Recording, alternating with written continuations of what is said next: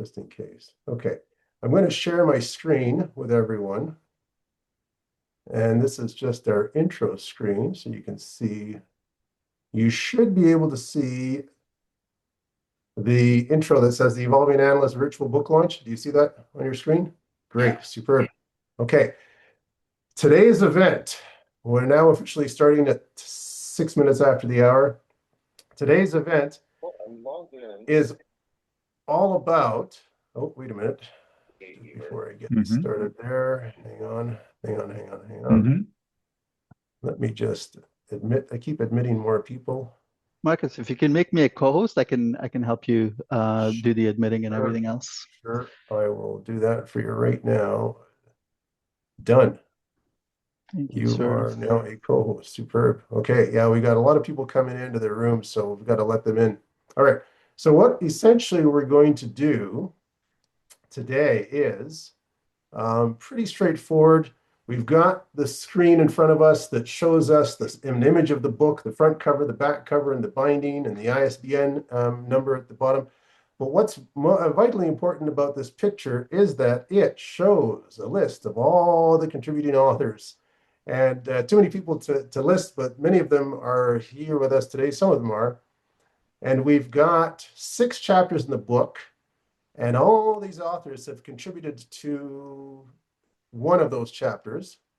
It was a huge endeavor to put this book together, mainly because it started about 1.5 years ago.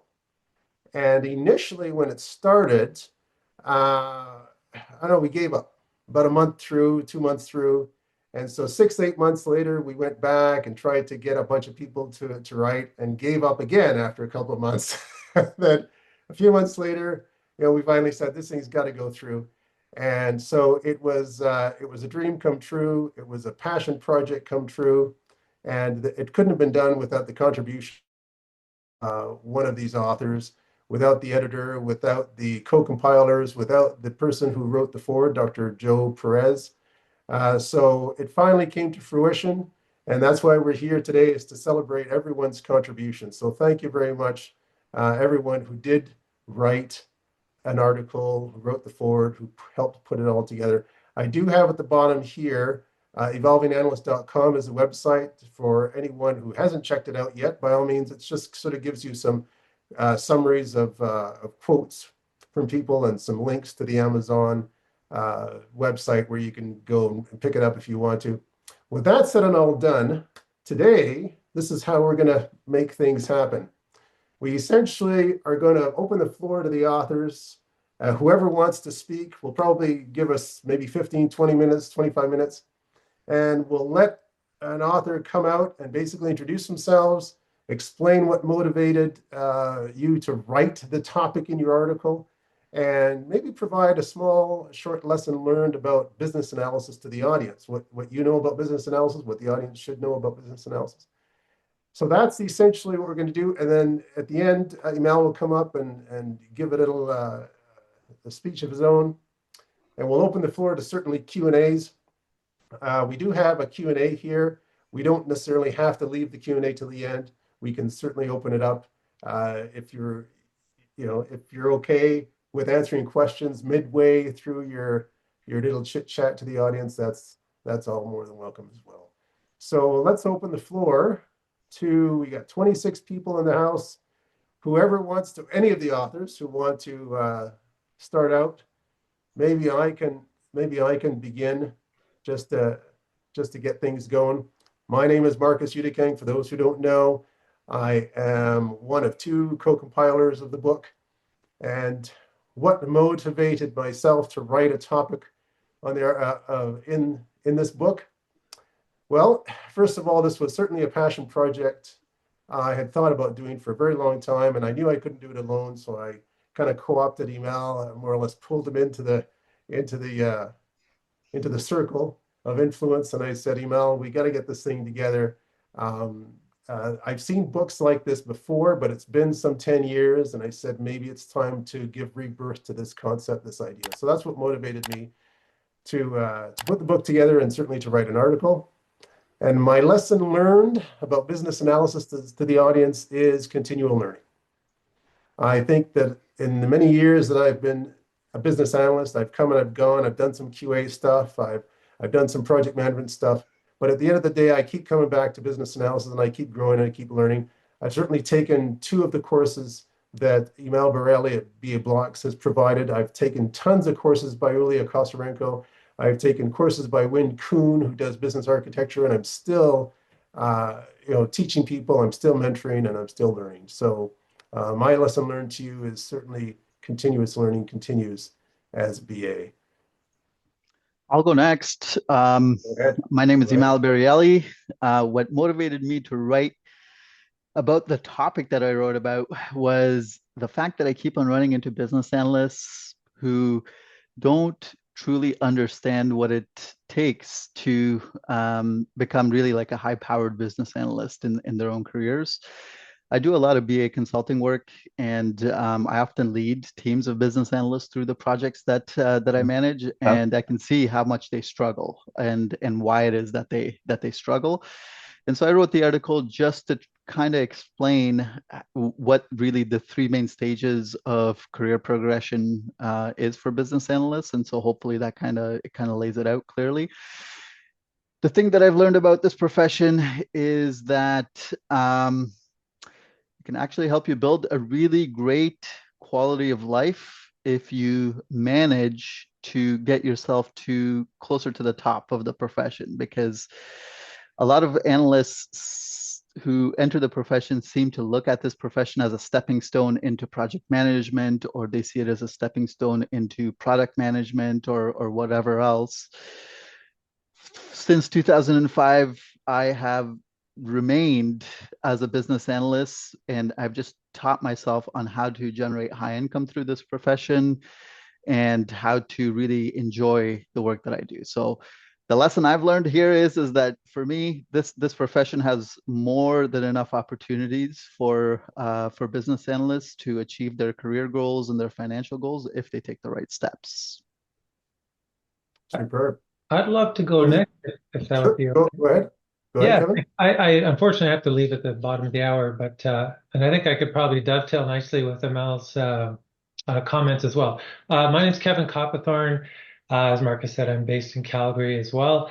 And what motivated me? So I'm not a BA. I'm actually more of a digital transformation guy, program manager, that type of thing. But what motivated me to write my topic, my topic was on the product operating model and the role of the BA. In my space, human resources, technology, we don't have a lot of BAs. We don't have a lot of product operating model work, I should say. So this is a new and emerging model for my clients. And the project I worked on where this was first, front and center, it really created awareness around the importance of the BA role and really how it was quite pivotal to help organizations or HR teams make the shift to thinking more like for cloud-based solutions like SuccessFactors or Workday to really make the shift towards this perpetual model of evolving the solution, evolving the design. We're moving away from that set it and forget it from the on-premise world. And so in the project I worked on, we actually ended up hiring, must have been at least a half dozen VAs to help with our scope. And a lot of those BAs would remain with the team as part of this new product operating model. So it's an underserved area in HR, and it's one where we should see a lot more BAs moving forward with cloud-based solutions. So I think I've kind of explained what motivated, and I think I also explained the lessons learned. Very pivotal role, and I'd love to see way more of you folks in the HR domain where I work. Thanks so much, Marcus, for the opportunity to contribute on this one. Yeah, you're welcome. You're I can welcome, go Kevin. next. Thank you. Thank you. Who's next? I can go. Oh, sure. Go ahead, Michael. Yeah, so first of all, I just want to take a moment and thank Emal and Marcus for putting something like this together because, quite honestly, in our sphere, I personally have never seen a book dedicated in this fashion. So, God bless you guys for taking time of your valuable day and doing this for all of us because this is something that will be remembered well beyond. And I'm hoping and praying we keep on making additions to it, and it grows into something, not just a version one, and proves on, and it might bring a whole slew of other informative opportunities for all of us. And then, special thanks to Imal. I mean, with me starting MD Market Insight, he was one of the first gentlemen to reach out to me and sort of give me my flowers and welcome me to the community, to be very honest with you. And so this is why I think I'm very much blessed to have these members who are here on the call, who are my friends now, who are authors on this book, which is made this whole process where we can give and take and learn from each other. That is going to help us grow in a big fashion. My dedication and my drive to, first of all, put a piece of myself in this book is because I've always had people ask me. I think, like Imal said, like Marcus said, like what even Kevin said, right? We always want to know what's our why and what's our purposes, but there's always a path on how we get to where we get to, right? And then the funny thing is, once you get there, then you start retrospecting and you start realizing it wasn't really luck. You had done certain concrete activities to get there, and then you start having a very much of a operationalized method, which is why we're able to provide these knowledges and in a form of wisdom, right? And that's why, like, I think Imal is being too humble, but I think Imal's been putting a lot of hard work for a long, long, long time to get where he is. And so kudos for him for that and showing us the way to do it, right? And I think at the end of the day, skills pay the bills, and people who can perform at the highest level are people who have harnessed their skills in a very dense manner, and they're able to provide value for enterprises and for clients. And I think that's really the truth of the nature of the beast, right? We get accolades for how we are able to perform. And I think the biggest lesson that I've taken from my career and from the peers like yourself on this call is that I think first of all, there is never a stop to learning. We can learn every day, every year until we are not here anymore.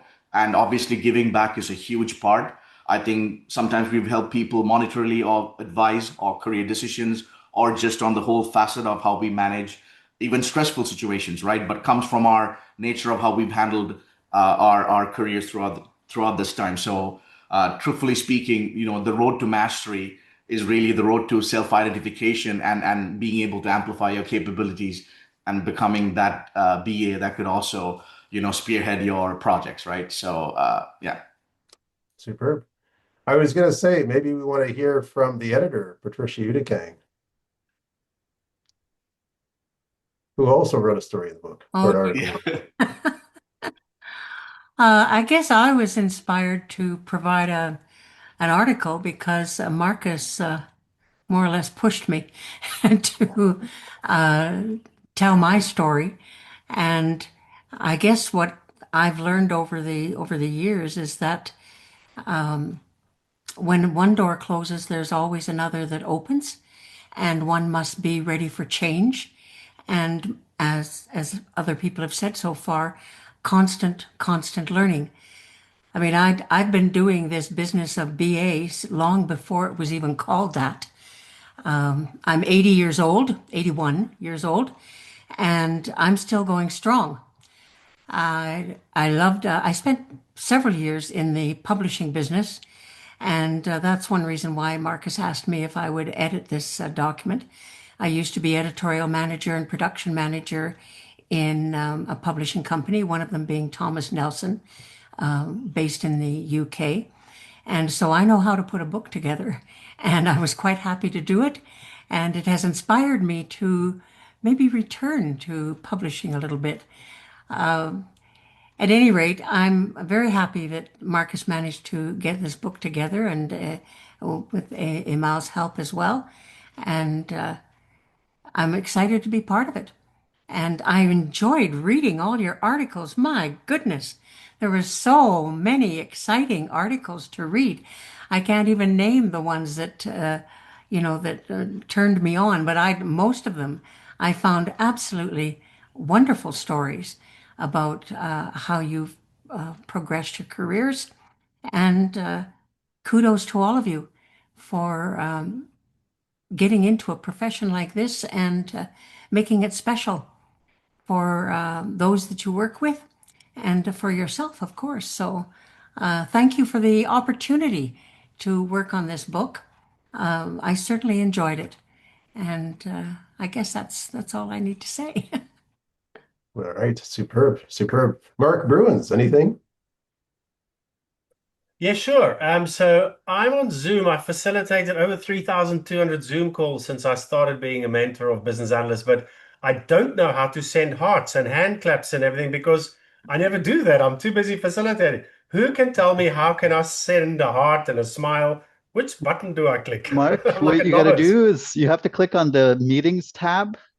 Meetings. You're probably looking at Marcus's screen. If you look Oh, right at the yes, I'm looking top, at the meetings. Okay, yeah, fine. and then Yes, at the got that. bottom of that, you should see the reactions. Reactions. I got Yeah, audio, it video, says There's a little react. heart. So Yeah, you it's a click on the heart. Okay, I heart don't. icon. Oh, react. There you go. Yeah, react. Yeah. And then I choose and I send a heart. Thank you very much. All right. What an amateur. Who I am. So I'm an idiot. No, I'm Mark Bruins and I'm 61 years old and I've got a company called BA Masterminds. And what I do, I mentor business analysts to do one of three things. Either secure a role at another company, you've had enough, you want to go, you've been retrenched, you've been made redundant, whatever's happened, you've taken a break, you've had a baby, I don't know. But if you want another job at another company, or if you want to get a promotion in your current company, in your current project, or if you want to secure another job in another project or work stream or program in another department in your company. So basically, if you want to change jobs for which you need a resume and a LinkedIn profile and things. So basically, that's what I do. I've been doing that. We launched in April 2019, so I've been doing it almost 7 years. That's what I do. Basically, what motivated me, so I was on a podcast not so long ago with Marcus, and it was facilitated by David Verbeek, who's on this call as well, who's also an author in this fantastic book. All right, so it is my goal to write a book one day also, but I'm still at stage one of stage three where Marcus was when he gave up the first time. So that's where I am. Okay. So what better way to get on track, to writing my own book? So I thought, okay, I just wanted to feel how it is to write a story and have it published, and now just a matter of scaling, right, to produce my first book on business analysis. So thanks for that, Marcus. Okay, a lesson learned about business analysis. So in my experience, while mentoring BAs, I've come to the conclusion that almost all business analysts, they don't focus on their next career move. What's coming next? They're in their comfort zone. Everything's going smoothly. But if you think you're standing still in your career and other people are progressing, you're actually going backwards in your career. So this comfort zone, when you start in a role 3 or 4 or 5 years later, you've only got 5% increase every year if you're lucky. So you're not earning enough because you've been upskilling, you've added value, about the company. So you should be focusing on a career move. So by the time they come to me for career advice, they're under pressure to secure their next position, right? And I just wanted to mention the 5 Ps. So it's proper planning prevents poor performance. Okay, I'm sure we all know those 5 Ps.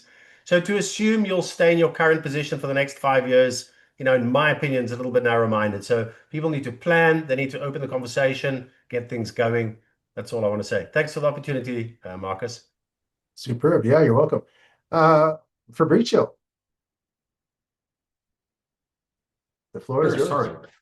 Just have to find a mute button. And I'm glad to be here. Congratulations, Marcus and Emma, by this fascinating book and for this achievement. It's an honor to join this group of professionals who are sharing their experience. My name is Fabrício Laguna. I'm also known as the Brazilian BA. That's because I live in Brazil. So I'm here from São Paulo, joining you for another season, a different season. It's almost fall for me. I know you're getting to the spring, but it's still hot. So what motivated me to write about this topic is that I'm very engaged to, I would say almost all of us, engaged into how AI is impacting our lives. So I was trying to learn how to use AI. I was speaking about AI in some different conferences, and I saw there was a big movement into our community about how we could use AI to do business analysis, what I call AI for BAs.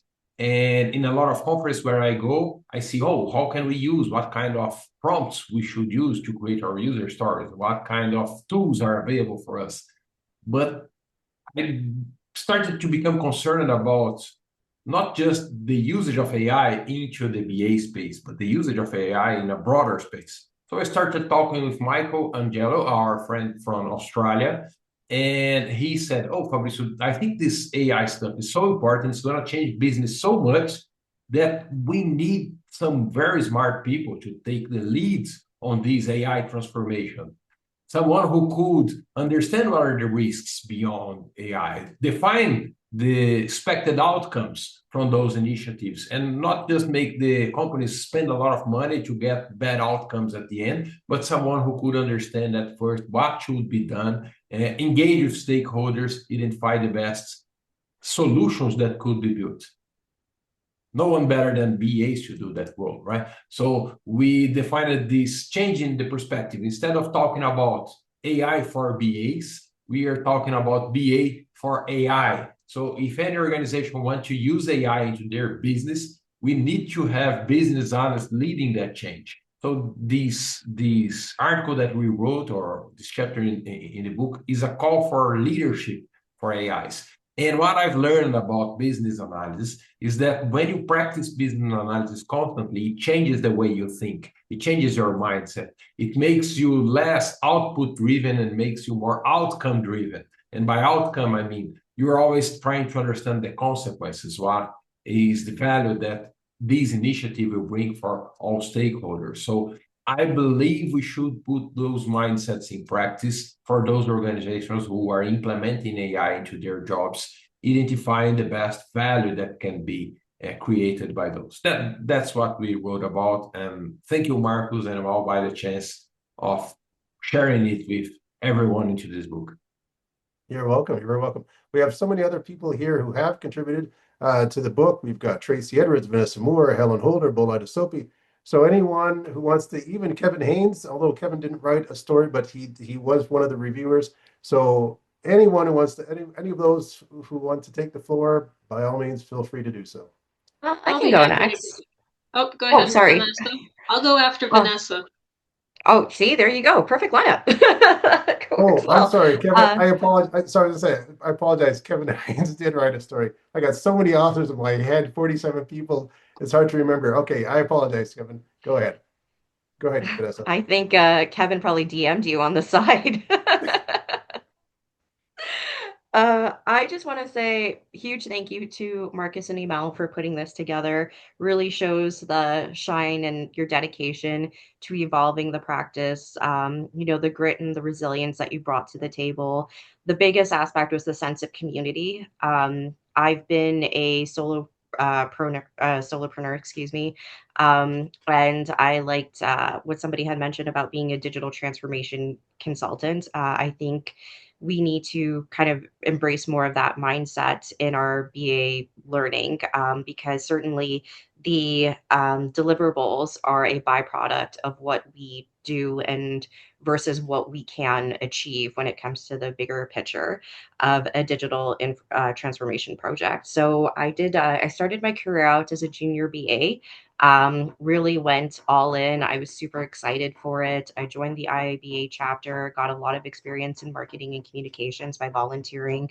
I connected with some amazing BAs and other IIB chapters all over the world. And it was a ton of learning. And what I really enjoyed, especially for me in terms of the way that I learn, is through other people's experiences and through real hands-on experiential learning. And then I actually got laid off in 2015. I'm Calgary based, so of course we had that oil and gas downturn where everybody was laid off. And I started my business in 2015 when I had about a year and a half total of BA experience under my belt. So I went out there and I networked a lot. I had a lot of wonderful people in my network that helped open up doors for me too. And it was just really on me, being a junior, kind of competing against more of those senior BAs out there that, were willing to take half or 75% cut to their rate that they would usually be making. So it was very competitive at the time. But I think it showed a lot of resilience and grit on my end. And part of that was understanding when I got my first contract, and I got renewed in that contract. It was one of those things where I was like, what if I don't want to do contract to contract? What if I wanted to kind of continue to network with potential clients and like prospect that way, and maybe have like a funnel of people? So I started learning more about uh, just pivoting from being a BA, learning more about project management, program management, networking more with devs and QAs, really getting my hands dirty, speaking with a lot of architects as well, understanding things like more of that technical aspect, like what happens when you don't decommission systems? What does that look like on your infrastructure? So I started really embracing the consulting side of things to have that holistic understanding. I also, became a business owner, so I had to learn what that was too. And I connected with a lot of amazing consultants who are business owners that really helped kind of steer and guide me throughout the way. So I think that was a huge pivotal part. And becoming a business owner was incredible because it was really just manifest destiny, right? I didn't have an employer saying, we want you to invest more in your IABA learning. We want you to invest more in PMI. There was none of that oversight. And the professional development that I chose it with intention for myself to really future proof my career and ensure that I could be the person that provides that strategic guidance, that management consulting lens, even beyond the BA realm. That being said, I am so incredibly grateful for the BA skills that I have. I like to consider myself an innate BA. I'm driven by curiosity. I ask a lot of questions naturally. And that was how I just wound up in a profession that was very, very much, I want to say made for me, but I feel like it was made for everyone else who's pretty well like minded. We're curious minds. We want to understand how things work and we really want to help people. And I think that is what makes a wonderful BA. We are like badass problem solvers, and I take a lot of joy in that. Um, and what motivated me to write this topic, really funny, while I was kind of floundering, becoming a business owner and an entrepreneur, and what it took to do all of those things and network. And I was like, as an entrepreneur, I have a lot of ideas in my head, and how do I share them? How do I get them down? So I started going through and I was like, I think I need a mentor that's really going to help me, but I don't want to be mentored as a business analyst. Like if I were to create a bubble, Vanessa would be in the top, and then I would have a branch that says business analyst, or I'd have a branch that says mom, or I'd have a business or a bubble that says wife. But Vanessa is still in the bubble, right? It's not business analyst, then Vanessa. So I needed to align with a mentor that would really help me in that sense. And what I agreed to with myself was that I wanted to become the best Vanessa that I could be. A BA is a part of me, IT consulting is a part of me. All of these other roles that I play are a part of me. But who's going to really help me step out of my comfort zone?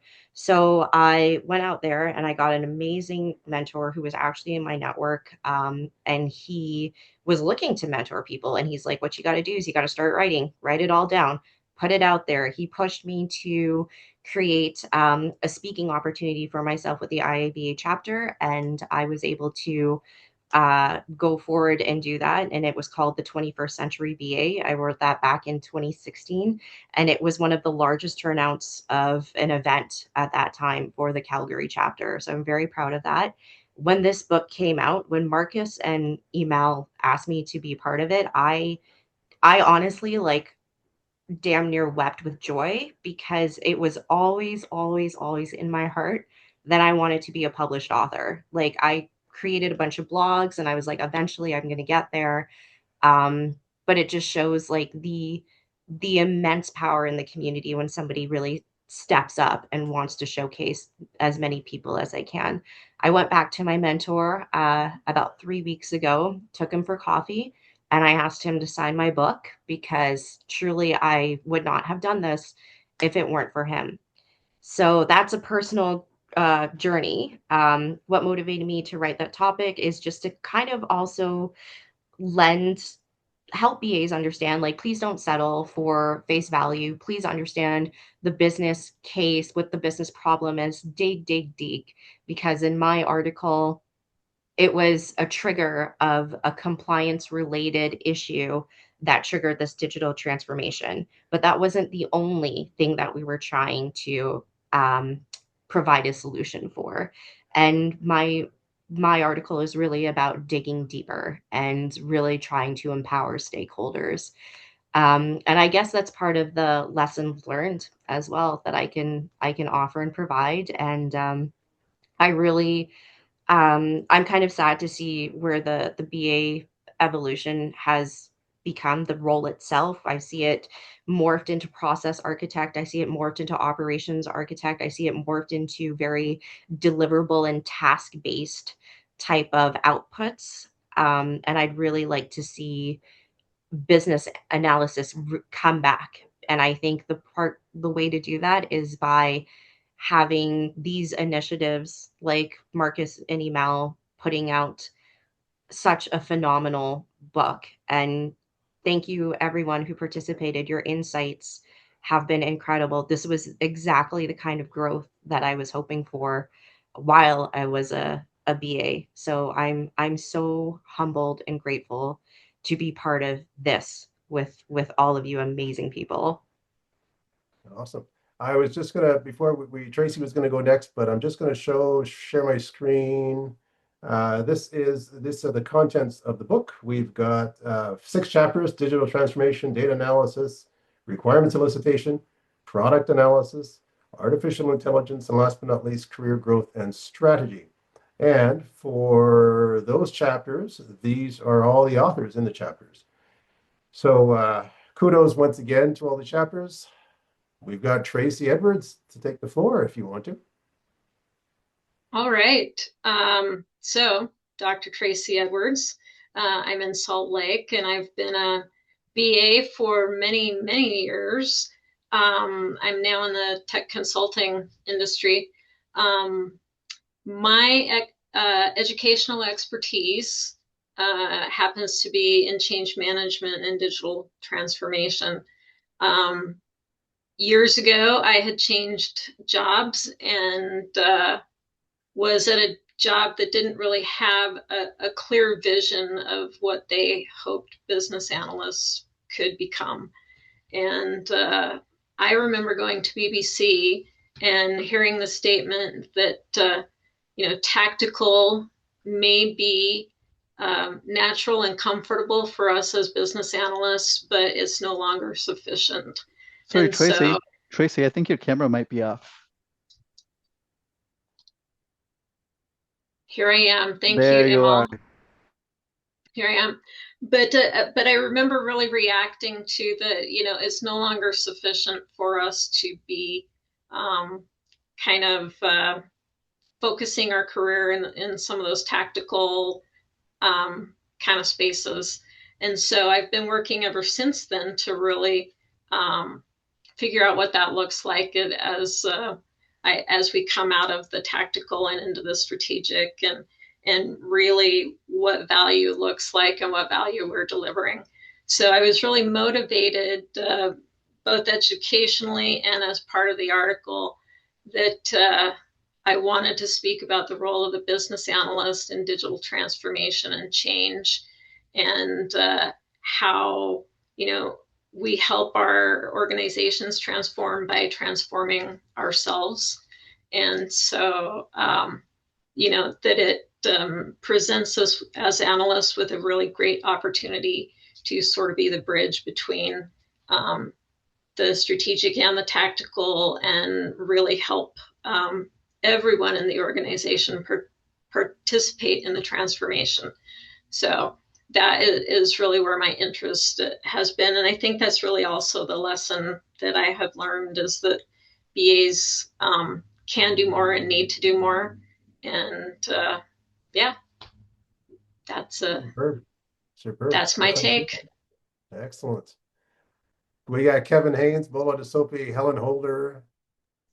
I'll jump in next if that's okay. Go ahead.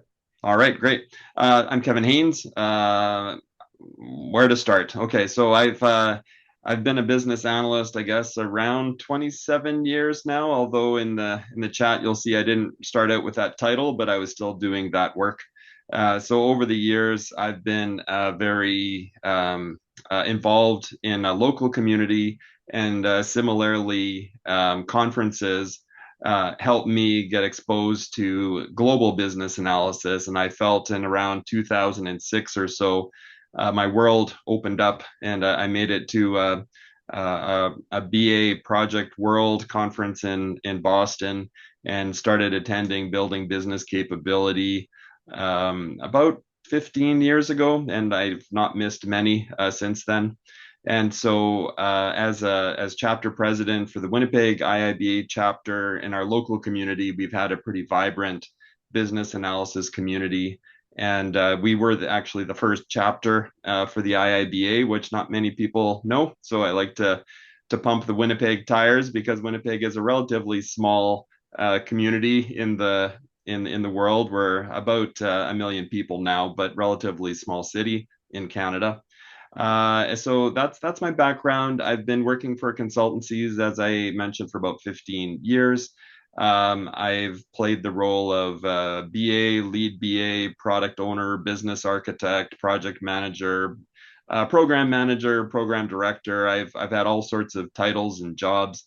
But what really motivated me, well, thanks to Marcus for reaching out and having such an all-star team that contributed to the book. But I do really feel that it's important that we do continue to evolve, and that we are always finding new ways of inventing ourselves and finding things that we're passionate about. And over the years, business analysis has changed from waterfall to agile to learning about AI and so on. And so an area that our company and myself particularly were focusing on developing discoveries. And so I wrote a little bit about how to conduct a discovery for a product. So being more of a product focus and understanding how do you engage with leaders and strategy, and making sure that you have an idea that you can bring to fruition. And so by engaging the right people and having some of the right, I'll say, methodology and tactics, developing a real concrete vision for a product and having the business case that would support it for investment. So that's what I wrote about.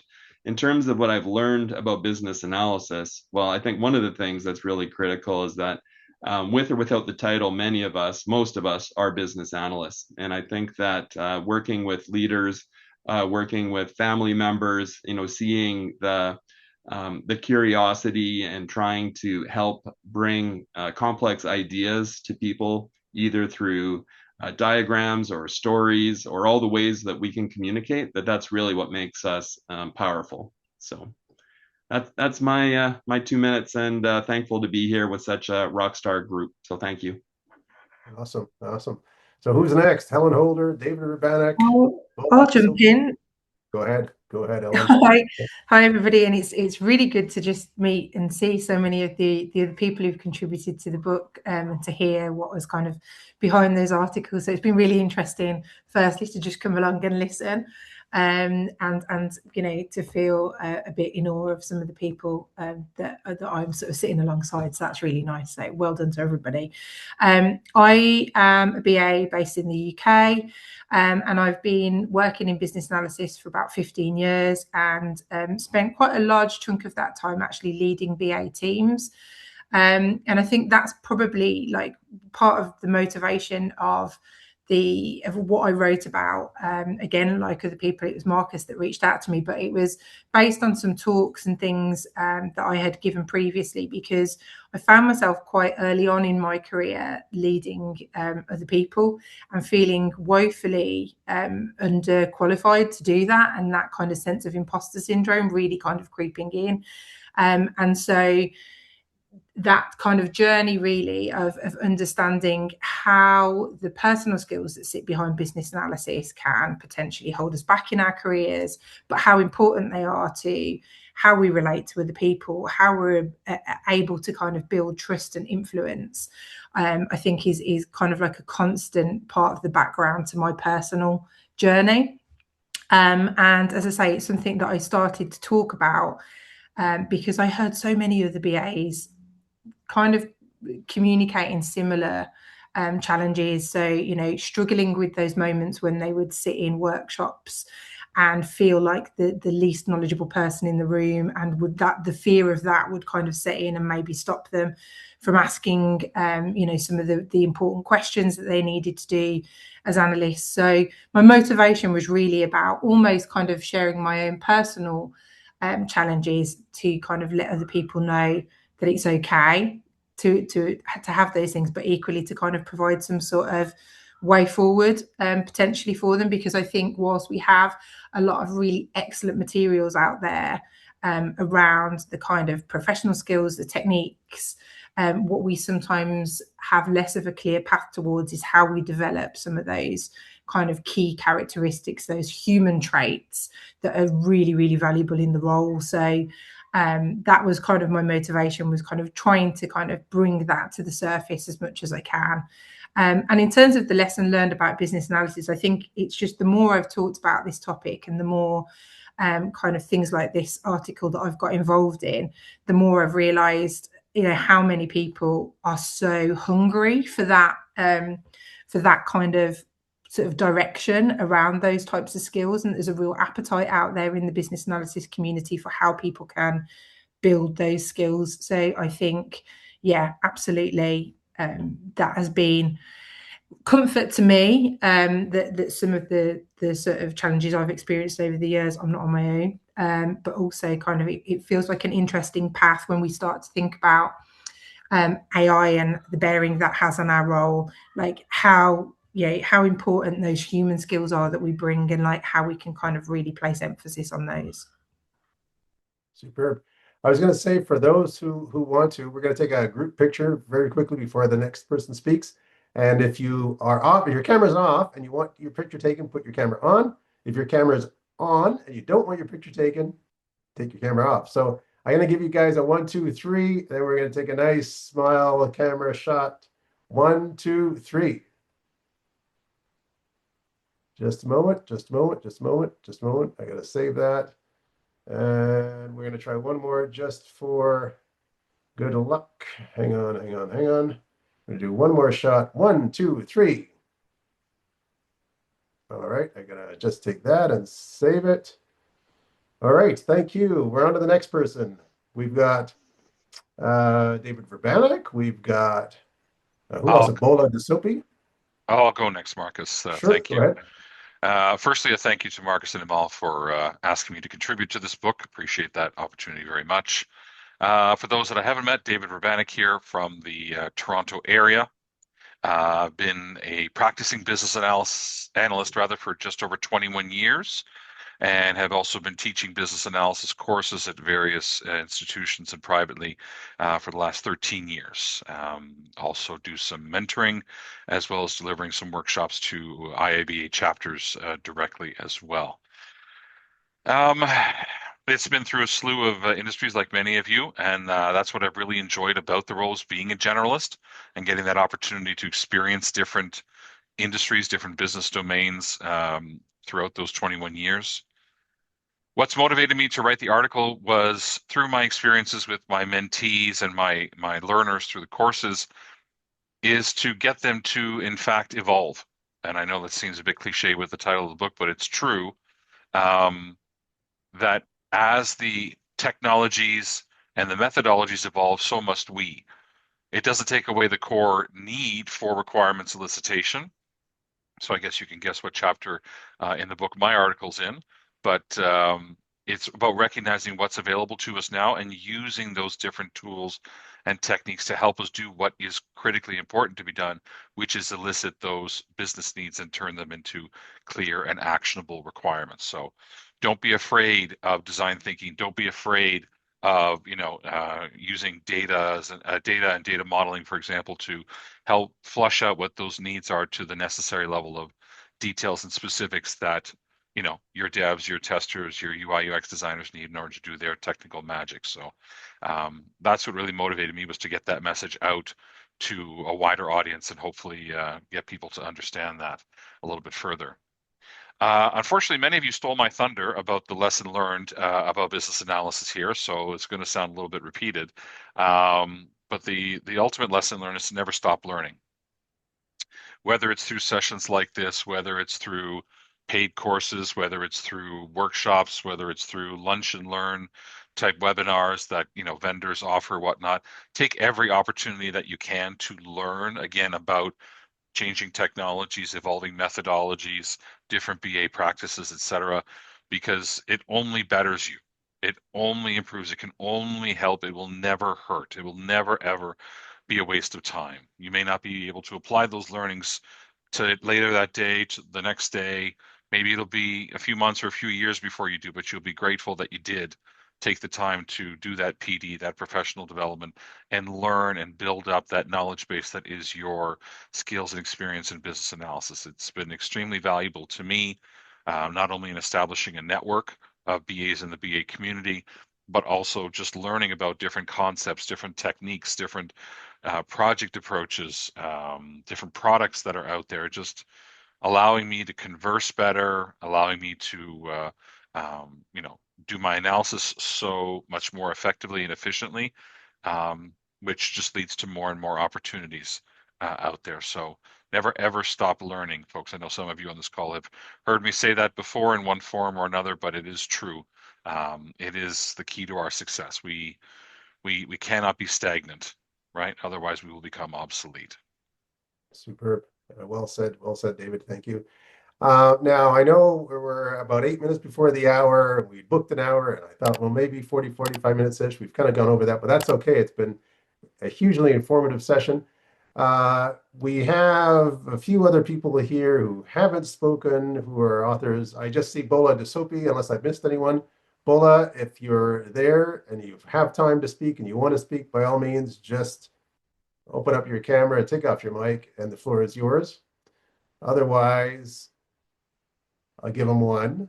I'll give him two. Maybe he stepped away. Give him three. I think he's enjoying some of the good food down there in Kentucky. That's probably why. He probably is. All right. Any last words you want to say, Mel? Well, first of all, I have to thank Marcus as much as everybody else here, because although we both co-compiled the book, Marcus really kind of led the charge in all of this to make sure that things get out on time. And with the level of quality that I think has gone into this, I can tell you right now that if I was leading this, we would still be waiting for the book to come out. So thank you, Marcus, for putting in and just kind of cracking the whip and making sure that we're moving things along. This has been a huge undertaking, and it's been a lot of work, and it would not have gotten out with the level of quality without all the work you put in. So I appreciate all of that. Thank you to all the authors. I think this is probably the first of many endeavors like this that we're interested in taking on, because there are so many analysts out there who are just starting out their careers, and many of us being at the top end of our careers, I think we have a lot of knowledge to pass on to the next generation. And this book is one way we can do it. And Marcus and I are working on other initiatives where we can have seasoned professionals really just coming out in plain, simple English, just explaining how things actually work in the industry, how things work in the profession. And so I'm appreciative of everybody who's taken the time to share their knowledge. And I'm hoping that this isn't, well, I know this is not the last one. I'm hoping that we'll have more of your knowledge being kind of captured in books, blog posts, videos, whatever formats we can get them in. Let's just get them in there, because the next generation is gonna need a lot of that information to make their own careers happen. So thank you, everybody. Well, thank you, Mel. and talking about the quality of the book. The quality of the book would not be what it is without Patricia Udeking, the editor. She styled the book, she formatted the book, made sure that it was uniform spelling. We decided to go with American spelling just because it's a bit more universal for English. And that was all done. Paragraphs had to be done, pagination, and making sure that the odds and even pages were done properly and the headers were done properly.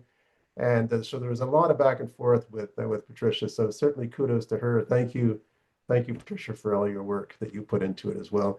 And I might add, it was all done pro bono.